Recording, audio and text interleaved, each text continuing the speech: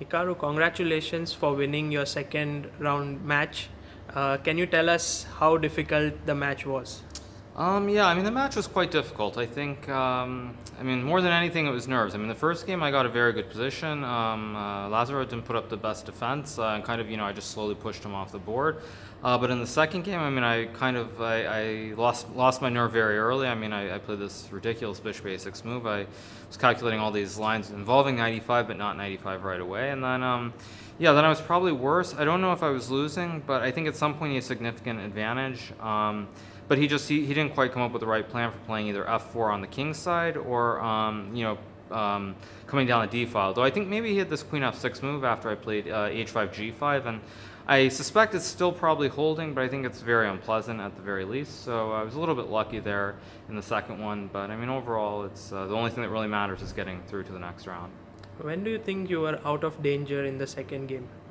Probably around the point when he played this. I mean, I wouldn't say out of danger. Once he played this rook f3 move, I think I was fine. Obviously, after rook f6, rook d7, I was completely fine. But once he played this rook f3 and he didn't try and play f4, he didn't come up with a plan right away, I started feeling better. So it's around the time of rook f3.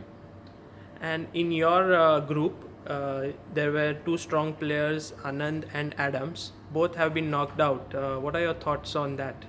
Yeah, okay, first of all, I think, Adams isn't a huge surprise. Raducanu's obviously a very strong player.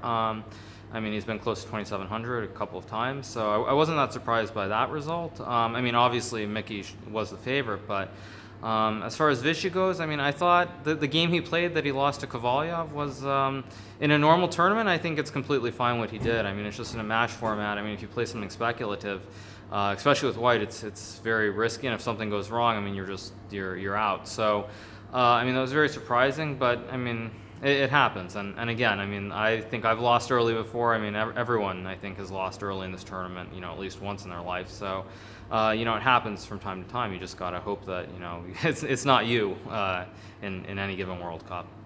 So do you feel now more confident about reaching the semi-finals at least? That's very far away.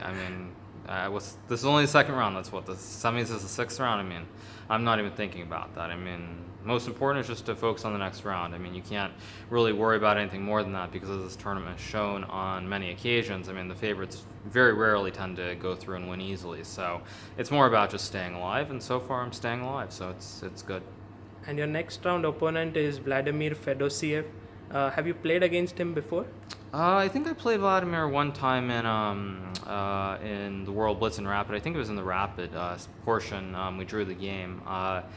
He's a very talented player. I don't know a lot about him.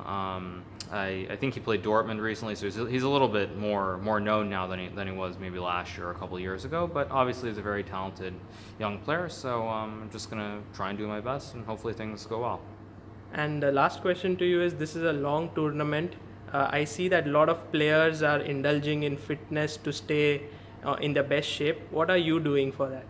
I tend not to do that during tournaments unless there's a rest day. I've found that it's not conducive to great chess, at least in my case. So, when it comes to fitness or any of that stuff, it's always before the tournament, not during.